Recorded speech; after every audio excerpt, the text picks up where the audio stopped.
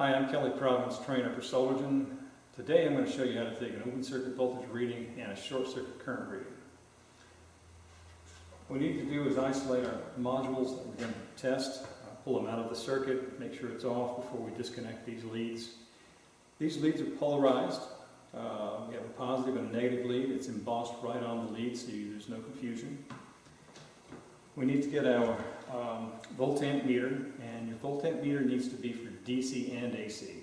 Most meters that you find at the hardware store are AC meters. They may have DC voltage, but they probably don't have DC amps. So you're going to have to find this particular meter. It's a little more expensive. I like the Flukes. They're my favorite meters. They have auto-off features. Makes it very, very handy. So what we have, there's several settings here. We have AC volts, DC volts. We have ohm reading, which is continuity. And then we have AC amps and DC amps. So we have all these options, and we're going to first put this down DC volts. That's the straight line. Leads are polarized here as well. Well, they're identified anyway, color-wise. The red is the positive, and the black is the negative. So let's take our leads, place the positive in the positive, and the negative in the negative. I'm going to hold those in place. It's nice if you have an extra hand in between those. And I take my reading. My reading has shown me 19 volts. The voltage that we expect to see, based on standard test condition for this particular module, is 20.5 volts. So we're clearly a volt and a half lower than standard test condition. The reason for this is that we have a temperature other than 25 degrees C at which these were tested.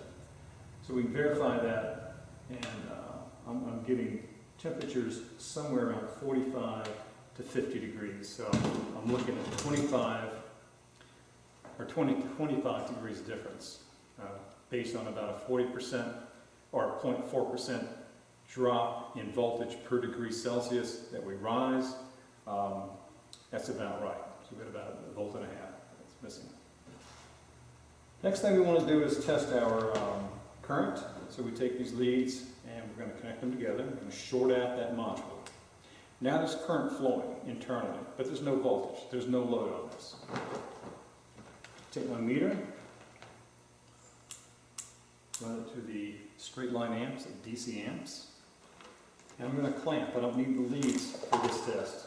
So when we're reading current, we want to take our clamp jaws, clamp it around so that the current is flowing through. And I read my current, and it says 2 amps. So I have 2 amps of current flowing through. It's going back and forth between 1.9 and 2 amps. With that current, we're going to compare to what the standard test condition is. Standard test condition for this module is 5 amps. We're at 2 amps, so that's more than 25%. It's kind of sort of close to 30%. Let's verify. We have an Irradiance meter, a Daystar Irradiance meter. You turn it on, turn it into the plane of the array. So now we're looking the same direction the PV module is.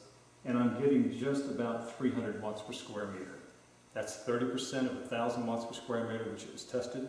So we have verified that the irradiance is the reason for the lower amperage. So let's pull this clamp meter off, turn that off, and we'll use our Amphenol device to remove this. And pull this apart. Just to show you a series connection, we're going to take these 2 modules and connect them together in series. So what happens in series? Voltage increases, current remains the same. So if I plug these together, the current flow that I'm going to get will be exactly the same as what I had before. However, the voltage will increase proportionally. We had 19, we should see about 38. There's the positive lead and the positive, negative lead and the negative. And we're looking at 37.7, so pretty close to the same. These 2 modules should have been exactly the same. However, there is a plus or minus 10% variance, and these this particular module, so we have a little bit of a variance in there. And that's it. That's how simple it is to measure the open circuit voltage and the short circuit current.